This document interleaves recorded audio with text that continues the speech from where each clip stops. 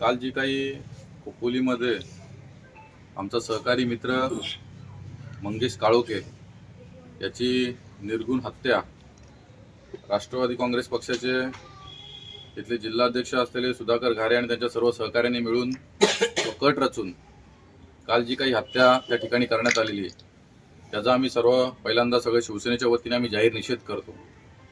कालची घटना घडल्यानंतर खोपोलीमध्ये अतिशय शिवसैनिकांमध्ये तणावाचं वातावरण त्या ठिकाणी निर्माण झालं होतं।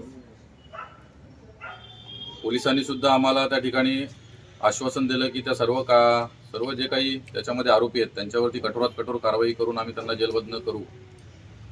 आणि आज सुद्धा 2-3 आरोपी त्यांच्या ताब्यात त्यांनी पकडलेले सुद्धा आहेत। कालची घटना घडल्यानंतर काल रात्री सोशल मीडियाच्या माध्यमातून सुधाकर घारेंचा जो काही असलेला जवळचा व्यक्ती महेंद्र घारे यांनी सोशल मीडियाच्या माध्यमातून पुढचा नंबर हा संकेत भासेचा आहे अशा पद्धतीच्या कमेंट सर्व सोशल मीडियावरती केल्या। त्यामुळे संपूर्ण आमचे सर्व शिवसैनिक असतील आज कर्जत पोलीस स्टेशनला भेट देण्यासाठी या ठिकाणी आले। सुधाकर घारे आणि त्याचे सर्व सहकारी मिळून अतिशय दहशतीचं वातावरण तयार करून काल खोपोलीतली जी काही घटना झाली आणि याच्या पुढे कर्जतची घटना करण्याचा त्यांचा प्रयत्न असू शकतो। त्यामुळे माझं संपूर्ण पोलीस प्रशासनाला या ठिकाणी आव्हान आहे, नम्र विनंती आहे की महेंद्र घारेंनी जी काही आता कमेंट केलेली आहे की पुढचा नंबर हा संकेत भासेचा असू शकतो, तर कालच्या नंबरमध्ये सुद्धा महेंद्र घारेचा समावेश होता का याची सुद्धा सखोल चौकशी संपूर्ण पोलीस प्रशासनाच्या माध्यमातून झाली पाहिजे। आणि सुधाकर घारे आणि जे काही त्यांचे सहकारी मिळून हा जो काही कूटनीतीचा डाव रचतायत, कठोर नीतीचा जो काही इथे प्लॅन करण्याचा जो काही प्रयत्न करतायत त्याला आम्ही जाहीर निषेध करतो।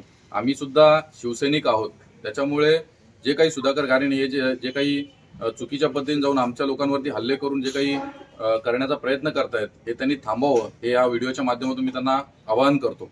आपल्याला काल मंगेश काळोखे संदर्भामध्ये 2 आपल्याच पत्रकारांनी व्हिडिओ तयार करून ज्या सोशल मीडियावरती युट्यूबवरती टाकण्यात आल्या होत्या आणि महेंद्र घारेच्या स्वतः अकाउंटवरून त्यांनी त्या व्हिडिओच्या खाली कमेंटमध्ये त्यांनी ती धमकीचं हे केलेलं आहे। परवा दिवशी जी काही खोपोलीला घटना झाली ही सुद्धा अशाच पद्धतीचं स्टेटस आणि कमेंटच्या विषयावरून करून त्यांनी ती केली होती आणि त्याचीच पुनरावृत्ती ते कर्जतमध्ये करतायत अशा एकंदरीत चित्र आम्हाला या ठिकाणी दिसतंय।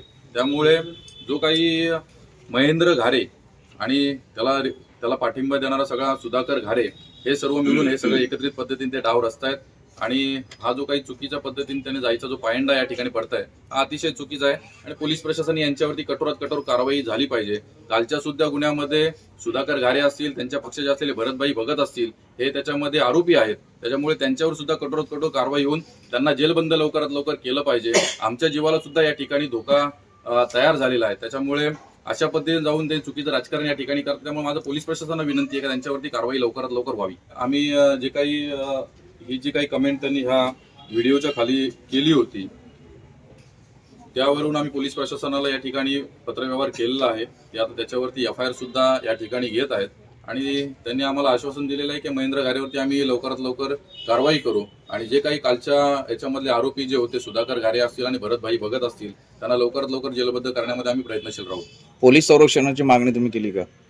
नाही, पोलीस आमचे शिवसैनिकच आमच्यासोबत पाठिंब्याने आहेत। पोलीस आम्हाला ते संरक्षण देतीलच आणि आम्ही कुठल्याही चुकीच्या मार्गाने त्या ठिकाणी काही जाणार नाही आहोत। त्यामुळे त्यांनी जे काही कालपासून जे चालवलं हे थांबवावं ही आम्हाला या माध्यमातून विनंती आहे।